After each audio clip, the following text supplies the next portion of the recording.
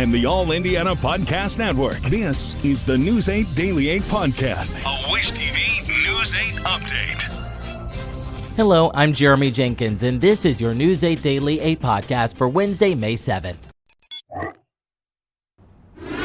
We begin with an update from our parent company, Circle City Broadcasting. It is among those filing a federal lawsuit challenging Indiana's ban on reporters attending executions.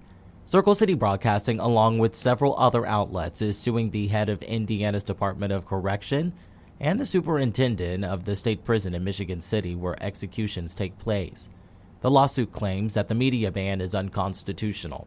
This comes 2 weeks before Benjamin Ritchie is set to be put to death for the 2000 murder of Beech Grove police officer Bill Toney.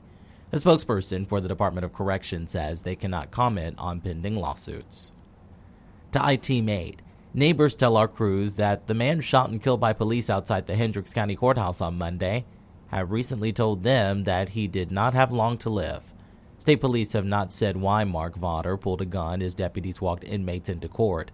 But Vaughter's family says he was the great-grandfather of 2 young children killed in a crash during a police chase in Plainfield back in February. Court records show Sidani Pettis was initially scheduled for a hearing on Monday in that case, but it was later delayed. I think he might have was planning it to go over there at the courthouse and take out that guy that took out his grandkids. Deputies shot and killed Vaughter after he fired at least one shot at inmates. In Indianapolis, Michigan, and New York streets are about to make the switch from one-way to two-way traffic. News 8's Danielle Zulkowski reports. The Indianapolis City County Council introduced a proposal for deletion of 2 one-way streets. This will make sure the city code is in line with the project the Department of Public Works started last year. New York and Michigan streets will soon be two-way traffic instead of one-way.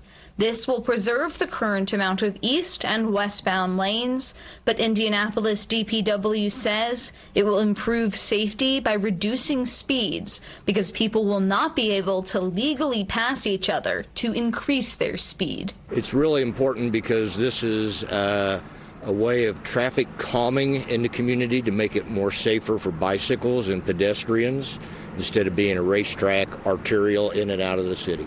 Community advocates have been pushing for this change for about 20 years. It'll be a natural calming technique because the lanes are going to be narrow if you've got bike lanes and parking on one side. I don't think people understand and anticipate how it will be slower traffic and different from the 2 lanes. When it was one way, there won't be speeding. The Department of Public Works considered traffic studies that show two-way streets reduce crashes and make neighborhoods safer for children. It's not a highway. These are residential neighborhoods with some light commercial inside that needs to have a connectability with walking and bicycling as well as vehicle traffic. So to make all 3 of these uses on these streets now helps out the community and makes everybody safer. Councilor Jesse Brown is the proposal sponsor as the sitting district councilor. This change is a formality to update city code to reflect the directional changes to the street. He says in part, engineers agree that traffic will proceed more smoothly and calmly, which we anticipate will save lives and prevent serious injuries from auto crashes. The statement continues saying, the neighborhoods of the Near East Side of District 13 are wonderful places to raise families, live, and play, not just places to speed past on your way in and out of downtown. The project is expected to be done by the middle of the year, but DPW did not give a specific date. I'm Danielle Zulkowski for Wish TV and WishTV.com. Real ID requirements for flying within the U.S. are now in effect after nearly 20 years of delays. Congress passed the Real ID Act in 2005 following a recommendation from the 9/11 Commission to enhance identification security. But the federal government repeatedly delayed enforcing the law due to negotiations with states over compliance. If you don't have a Real ID star on your driver's license or other ID, you could face delays at airport security. However, this week, the Federal Department of Homeland Security said Americans will still be able to fly without a Real ID as long as they pass other security requirements.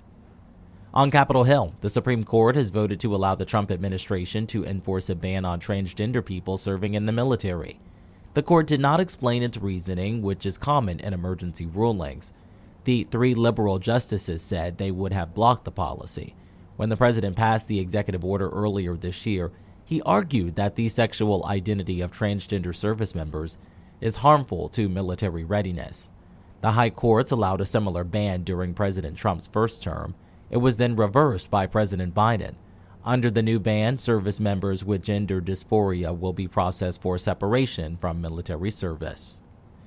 In world news, authorities in Pakistan say at least 26 people are dead following missile strikes from India, raising worries of conflict between neighboring countries that have nuclear weapons. The missiles hit 6 locations in eastern Pakistan, as well as the Pakistani portion of the Kashmir territory that's split between the countries. Pakistan's leader is calling the attack an act of war. However, India says it was targeting infrastructure linked to an attack last month that killed 26 tourists in the Indian-controlled portion of Kashmir. Let's talk sports. The Pacers are now up 2-0 in the Eastern Conference semifinals. Tyrese Haliburton hit the game-winning three-pointer with just 3 seconds left in the game. The Pacers beat the Cavs 120-119. Game 3 will be at home at Gainbridge Fieldhouse on Friday.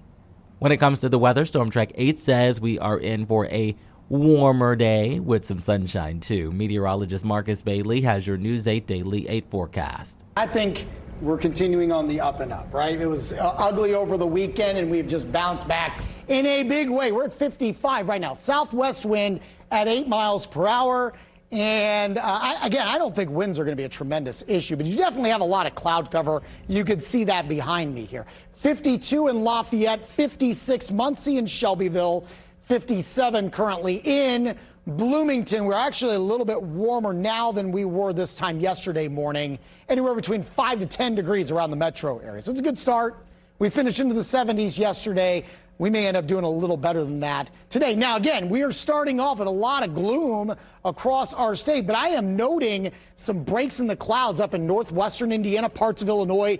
The clouds really kind of thin out, and it is clear across the Mississippi River into Missouri and Arkansas. And so we'll start tapping into that. It may take a few hours to get there, but I am optimistic that as we go later into the day, while we won't be completely cloud-free, we will see some cracks and breaks in those clouds, maybe 50-50 at some point during the afternoon, and that should allow for a decent amount of sunshine. Wonderful numbers today. By lunchtime, hopefully you can sneak out 71. By noon, I'm going to go with numbers around 78 degrees later on this afternoon, and I think mid and upper 70s are going to be very common across our state, and we do stay dry. Now, I am eyeing some rain opportunities as early as tomorrow. We're also looking ahead to a very busy race and Mother's Day weekend. Full timetable in my Storm Track 8 forecast coming your way in just a few minutes. To get a peek at Marcus Bailey's full forecast, just head over to wishtv.com, or you can download the Wish TV Storm Track 8 app. And don't forget to check out our Storm Track 8 weather blogs. This has been your News 8 Daily 8 podcast for Wednesday, May 7th. I'm Jeremy Jenkins for Wish TV and wishtv.com. This is the News 8 Daily 8 podcast, a Wish TV News 8 update on demand. For even more, on demand and on the go, connect with Wish TV on Facebook at wishtv.com and on the free Wish TV mobile app. Thank you for listening, and be sure to like, subscribe, and follow this podcast for updates every weekday morning on the All Indiana Podcast Network and wherever you get your podcast.